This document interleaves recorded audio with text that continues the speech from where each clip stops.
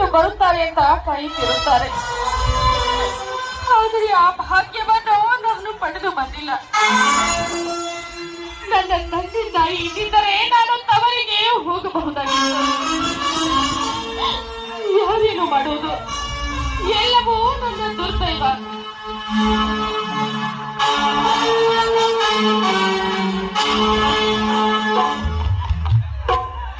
ಮಂಜುಳಾ, ಏನು ಮಾಡುತ್ತಿರುವೆ? ಮೈದುನರು ಮನೆಯಲ್ಲಿಲ್ಲವೇ? ಇಲ್ಲ ಬನ್ನಿ ಸ್ವಾಮಿ, ಮೈದುನರು ಹೊರಗಡೆ ಹೋಗಿದ್ದಾರೆ. ಮಂಜುಳಾ, ನಿನ್ನ ಕಣ್ಣಲ್ಲಿ ನೀರು, ಈ ರೀತಿ ಕಣ್ಣೀರು ಹಾಕುತ್ತಿರುವೆ ಯಾಕೆ? ಏನಾಯಿತು? ಏನಿಲ್ಲ ಸ್ವಾಮಿ, ಸ್ವಲ್ಪ ನನ್ನ ತವರಿನ ನೆನಪಾಯಿತು ಅಷ್ಟೇ. ಪೂಜೆ, ತವರಿನ ಕಡೆ ನೆನಪಾಯಿತೆಂದು ಈ ರೀತಿ ಹಬ್ಬದ ದಿನ ಕಣ್ಣೀರು ಹಾಕುತ್ತಾ ನಿಂತರೆ ನಿನ್ನ ಮನಸ್ಸಿಗೆ ಸಂತೋಷವಾಗುತ್ತದೆ? ನೋಡು ಮಂಜುಳಾ, ಈ ಮನೆಯಲ್ಲಿ ನಿನಗೇನಾದರೂ ತೊಂದರೆ ಆಗಿದೆಯೇ? ಹಾಗಲ್ಲ, ಒಂದು ಹೆಣ್ಣು ತನ್ನ ಗಂಡನ ಮನೆಯಲ್ಲಿ ಎಂಥ ಸೌಭಾಗ್ಯವನ್ನ ಕಂಡರು ತವರನ್ನು ಮರೆಯಲು ಸಾಧ್ಯವೇ? ನೋಡು ಮಂಜುಳಾ, ಈ ಮನೆಯಲ್ಲಿ ನಿನಗೇನಾದರೂ ಉಣ್ಣಲು ಊಡಲು ಕಡಿಮೆಯಾಗಿದ್ದರೆ ನನಗೆ ಹೇಳು, ನಾನು ತಂದು ಕೊಡುತ್ತೇನೆ. ಆದರೆ ಹಬ್ಬದ ದಿನ ಈ ರೀತಿ ಕಣ್ಣೀರು ಹಾಕುವುದು ಸರಿಯಲ್ಲ. ಯಾವಾಗಲೂ ನೀನು ನಗನಗುತ್ತಿರಬೇಕೆನ್ನುವುದೇ ಈ ನಿನ್ನ ಗಂಡನ ಆಸೆ. ಈ ಮನೆಯಲ್ಲಿ ನನಗೇನೂ ಕಡಿಮೆ ಆಗಿಲ್ಲವೇ? ದೇವರಂತಿರುವ ನಿಮ್ಮಂತಹ ಗಂಡ, ಹುಲಿಯಂತಿರುವ ನನ್ನಿಬ್ಬರು ಮೈದನರು ಇರುವಾಗ ಇದಕ್ಕಿಂತ ಹೆಚ್ಚಿನ ಭಾಗ್ಯ ನನಗೆ ಇನ್ನೇನು ಬೇಕು? ಸ್ವಾಮಿ, ನೋಡು ಮಂಜುಳಾ, ನೀನು ಯಾವಾಗಲೂ ನಗುನಗುತ್ತಿರಬೇಕೆನ್ನುವುದೇ ಈ ನಿನ್ನ ಗಂಡನ ಆಸೆ. ಹಾಗಾದ್ರೆ ನನ್ನದೊಂದು ಮಾತನ್ನು ನಡೆಸಿಕೊಡ್ತೀರಾ ಸ್ವಾಮಿ? ಖಂಡಿತ ನಡೆಸಿಕೊಡುತ್ತೇನೆ. ಅದೇನು ಅಂತ ಹೇಳು ಮಂಜುಳಾ. ನೋಡಿ, ನನ್ನ ಮೈದುನರ ಮದುವೆಯನ್ನು ಮಾಡಬೇಕು ಎನ್ನುವುದೇ ಈ ನಿಮ್ಮ ಸತಿಯ ಆಸೆ. ಮೈದುನರ ಮದುವೆ ಮಾಡಿ ಮೈದುನರ ಹೆಂಡರು ಮನೆಗೆ ಬಂದ ಮೇಲೆ ಮನೆ ಕೆಲಸದ ಜವಾಬ್ದಾರಿಯನ್ನೆಲ್ಲ ಅವರಿಗೆ ಒಪ್ಪಿಸಿ ಎಂದು ನಿನ್ನ ಆಸೆ ಎಂದು ಕಾಣುತ್ತದೆ. ಹಾಗಲ್ಲರಿ, ರಾಜುವಿನ ವಿದ್ಯಾಭ್ಯಾಸವು ಮುಗಿಯುತ್ತಾ ಬಂದು ಅರ್ಜುನನು ಮದುವೆ ವಯಸ್ಸಿಗೆ ಬಂದಿದ್ದಾನೆ. ಅವರಿಬ್ಬರ ಮದುವೆ ಮಾಡಬೇಕಾದದ್ದು ಹಿರಿಯರಾದ ನಮ್ಮ ಕರ್ತವ್ಯವಲ್ಲವೇ? ತಮ್ಮಂದಿರ ಮೇಲೆ ನನಗೆ ಪ್ರೀತಿ ಇಲ್ಲ ಎಂದು ತಿಳಿದಿರುವೆಯಾ? ನಾನು ಅದೇ ವಿಚಾರದಲ್ಲಿದ್ದೇನೆ. ತಮ್ಮಂದಿರು ಬರಲಿ, ಅವರನ್ನು ಕೇಳಿ ಒಂದು ತೀರ್ಮಾನಕ್ಕೆ ಬರೋಣ.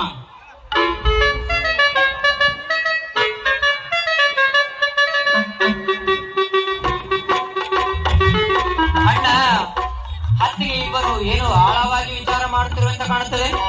ಬನ್ನಿ ತಮ್ಮಂದರೆ, ನಿಮ್ಮಿಬ್ಬರ ಬಗ್ಗೆ ಮಾತನಾಡುತ್ತಾ ನಿಂತಿದ್ದೇವಷ್ಟೇ.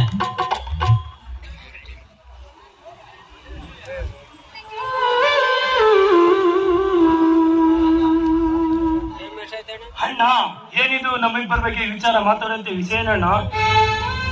ನೋಡಪ್ಪ, ನಿಮ್ಮಿಬ್ಬರ ಮದುವೆ ಮಾಡಬೇಕು ಅಂತ ನಾವು ನಿರ್ಧಾರ ಮಾಡಿದ್ದೇವೆ. ಅತ್ತಿಗೆ, ಇಷ್ಟು ಬೇಗ ನಮಗೆ ಕಮ್ಮ ಮದುವೆ? ಇನ್ನು ಕೆಲವು ದಿನ ಕಳೆಯಲಿ. ರಾಜುವಿನ ಓದಿನ ಸಲುವಾಗಿ ಸಾಕಷ್ಟು ಸಾಲವಾಗಿದೆ. ಆ ಸಾಲವನ್ನು ತೀರಿಸಿದ ಮೇಲೆ ಮುಂದೆ ನೋಡಿದರಾಯ್ತು. ರಾಜು, ಇದ್ರಲ್ಲಿ ನಿನ್ನ ಅಭಿಪ್ರಾಯವೇನಪ್ಪ? ಅಣ್ಣನಿಗೆ ಮದುವೆ ಬೇಡ ಅಂದ ಮೇಲೆ ಅವನ ತಮ್ಮನ ಯಾಕಮ್ಮ ಮದುವೆ? ಅದು ಅಲ್ಲದೆ ಮದುವೆಯಾದ ಮೇಲೆ ಹೆಂಡತಿ ಸಂಸಾರ ಅದು ಇದು ಎನ್ನುತ್ತ ಎಂಟೇ ಚಕ್ಕ ನೋಡಿಸಿಕೊಳ್ತಾರೆ. ನೀವು ನನ್ನನ್ನು ಒತ್ತಿದ್ದು ಗೊತ್ತಾಗುತ್ತದೆ. ನನಗೆ ಯಾವುದಾದ್ರು ಉದ್ಯೋಗ ದೊರೆತ ಮೇಲೆ ಮದುವೆಯಾಗಿ ನಿಮ್ಮ ಸೇವೆ ಮಾಡುತ್ತಾ ಕಾಲ ಕೊಳಿಕೊಂಬರೆ ನನ್ನ ಆಸೆ ಅಮ್ಮ. ಎಸ್ ನಾನೇ.